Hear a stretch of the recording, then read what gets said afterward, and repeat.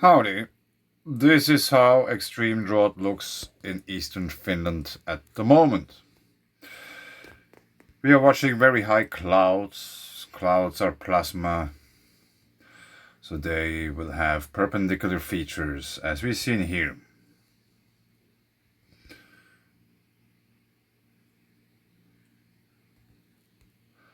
And that's fascinating, I haven't seen these. This might be just a lens flare, I don't know. But anyway, I'm still busy with the chimney, and I had to, or how to put it, I decided to make a video about this in a different way, because we are soon talking about something completely different than laying bricks. So there's a person laying bricks, and obviously with this, what is it, towel or whatever you call it, this tool, he's tapping the tiles into place. You can do it also with a handle or with a hand or whatever, as long as you tap it. If you just move it around or something, it doesn't help. You have to tap it, tick, tick, tick, tick, tick, you know. Bricks can be laid as part of the construction of walls, foundations, columns, and other structure. Very broadly, bricks can be laid as soldiers standing upright, stretches lengthwise along the wall, or headers laid widthwise along the wall. You can read about this. I just wanted to point out one thing.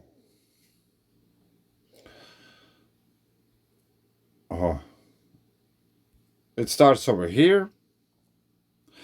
A mortar bed is generally laid on top of the footing along the string line, using the towel to make a V-shaped through along the mortar, as this enables the bricks to be tapped into position more easily.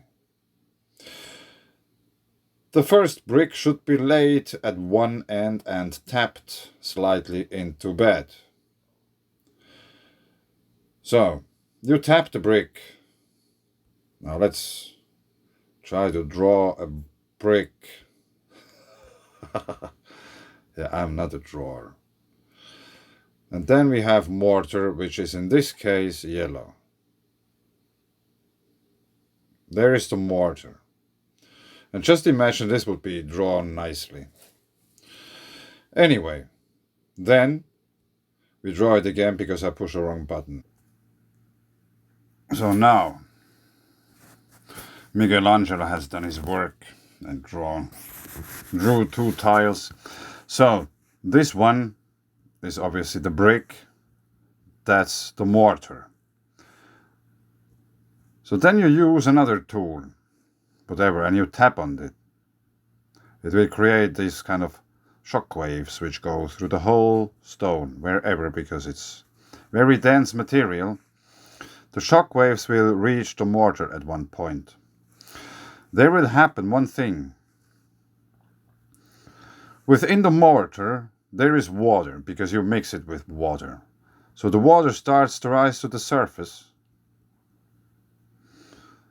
of the brick and at the overall surface of the mortar. If you start to tap freshly, or if you just get it vibrate, this mortar, you will notice that the water starts to rise to the surface, which is very important because, after all, it's, I guess, somewhat the ions or the stuff which is in the water of the mortar which makes the least connection to the brick.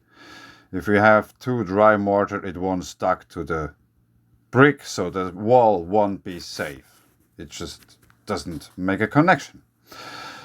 So, you're tapping. This is the tap movement. These are the shock waves which make these water bubbles, which I draw very nicely here. They make the connection to the brick. The water rises to the surface. It's very important. If you ever make any bricklayer work, remember this. Tap them. Like really, tok, tok, tok, tok.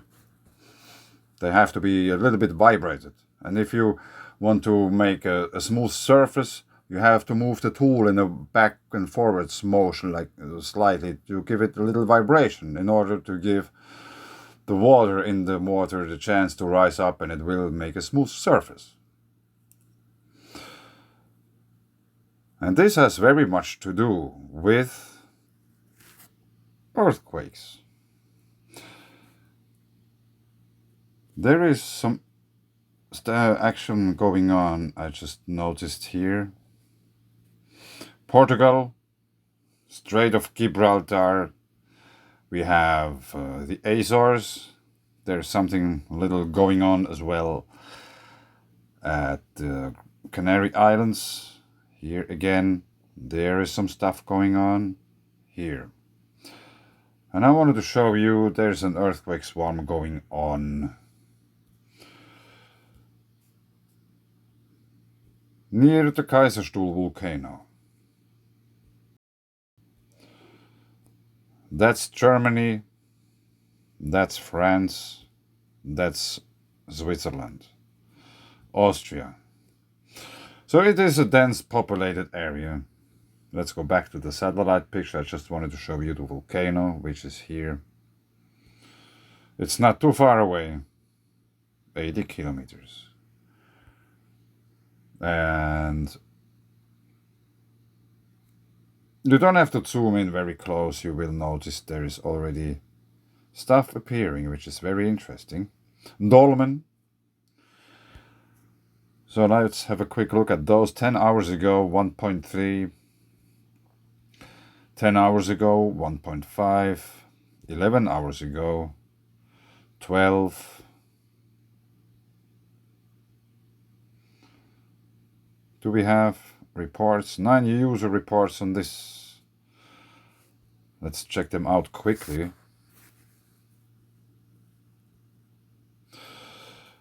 Remirement grandement important et tremblement de la maison quelques infirmes secondes.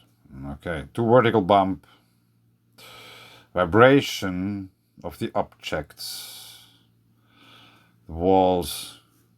I don't know. My French is so bad. I haven't used it for 20 years or something. You forget it. Don't remember words. You don't remember anything. Of course, like reading and thinking about it, I will figure out what it means. 11 hours ago. So, there's a river. Mosel. Let's check out this place, because there is like amazing stuff. Let's go over to, what was it called again? Eloi.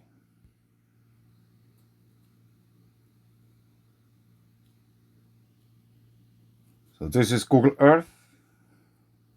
Dolmen de Purifying, or however you spell that. Historical landmark. This might be where people were seeking shelter from the falling stones from the sky. And I don't know what this is. Is this an old wheel or whatever? And I don't know how big. That's just here on Google Earth. If you live somewhere near, go around and check it out. Yeah, same dog, same dolmen. Maybe someone was fixing this recently, which is very nice. Probably it's gonna get used in not too far distant from here, time-wise. So that's the dolmen.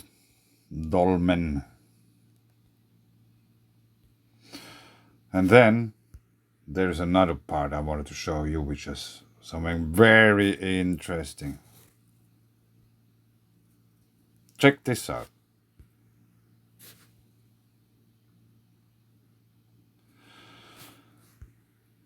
And I didn't make it any further than to this Google picture series here about this. There is a petroglyph, I would say. Here is another one, here's another one.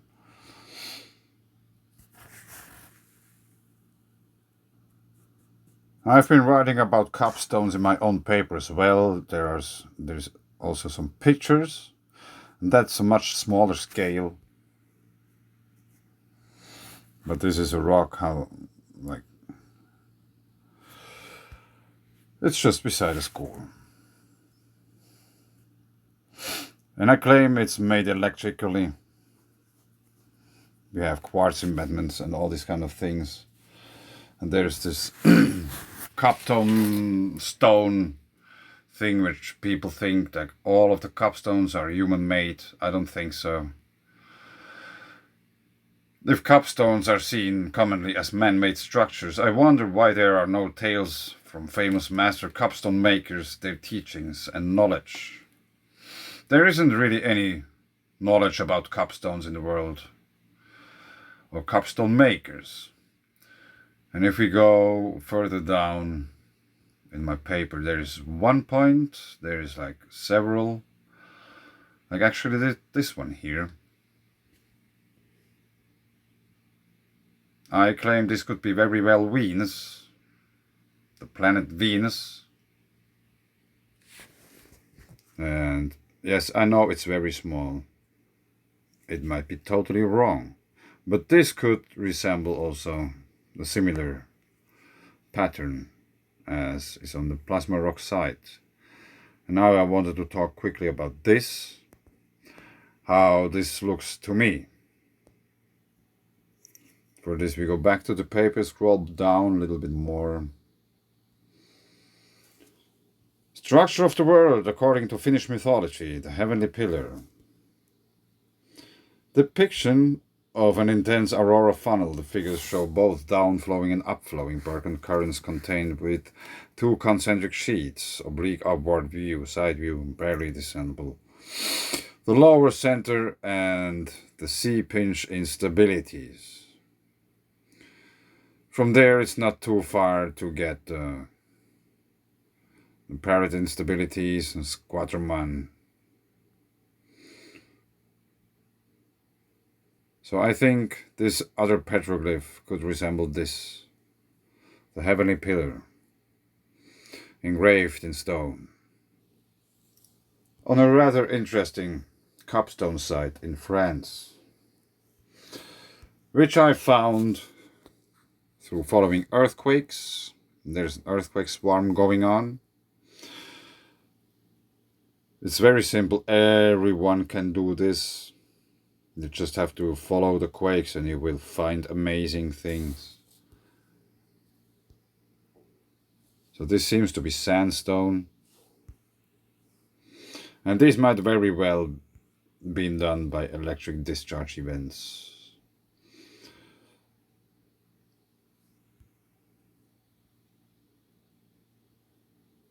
Yeah, there you can check out where to watch. The tower from above, once again the rocks. I find them very interesting, and I found the whole Vosges region here. These mountains are called the Vosges, or however you spell it in English, I don't know. Vosges. And I think it would be very easily possible that all these mountains are volcanoes. So-called cryptodomes, because there is still water pouring out of most of them, all these mountains. Let's go back to the region itself. Roche de Cuvio. Is that the same? Yeah.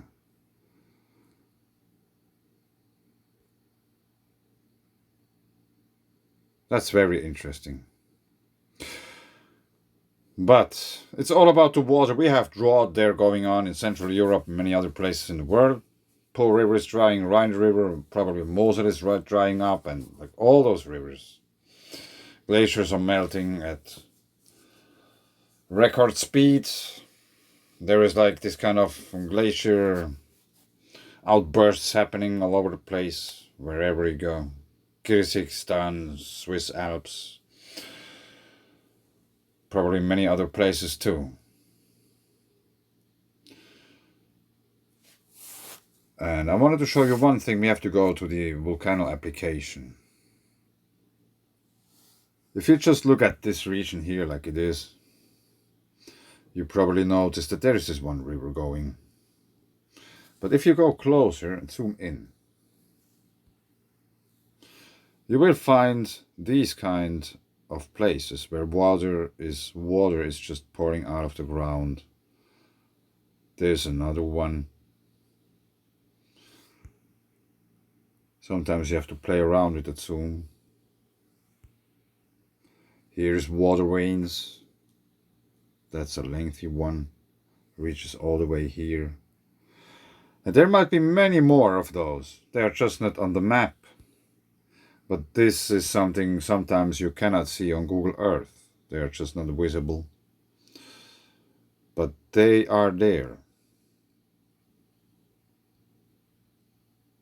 Many wells. Many wells. Here there's at least 3. 3 wells, which are even marked. This one is emerging from a pond, actually. So, as long, or like, let's say it differently, there is water pouring out of those mountains constantaneously. So, the mountains aren't dead. There's action going on. And people are heavily related on this action because they need water. And we are in the Vosges.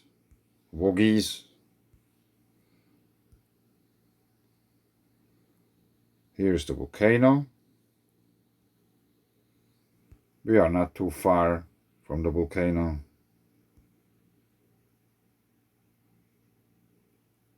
Let's say 100 kilometers. Here's the volcano, here's the River Rhine. And here are those other rivers which are joining and then go into the Rhine. And they have their origin in the Alps, as does the Rhine. There is one volcano. Here we have Singen. And close to Singen is Hohentwiel. I found it. Which is a cryptodome, hence is a volcano. We have the Rhine waterfall. No, it is here. Biggest waterfall in Europe, which is very impressive. I've seen it many times, or like, let's say 5 times with my own eyes have been there. It's very impressive. So, there's so much stuff going on.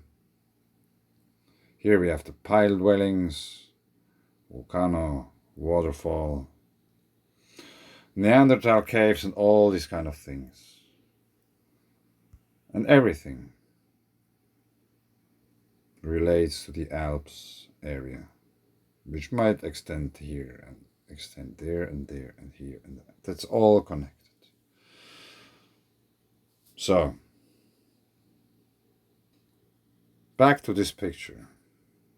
I still have to continue a little bit, laying bricks. And it's very hot. The sun is reindeering. Aurinko porotta. It is very intense. Sunlight is very intense, but I have to do it now because soon there might be heavily storms and stuff. So first the chimney and then the roof and then it can rain. Until then, I cannot rest. And every time I lay a brick and tap it, tock, tock, tock, tock, that it goes into place and that the water rises to the surface, I think about earthquakes, how they could possibly make the water rise to the surface. Groundwater will rise to the surface if you tap the ground. If there are earthquakes, vibration will make the water rise up. But anyway, I leave it here. So much about chimneys, chicken coops, coming winter, cupstones, mountain water, and such. Thanks.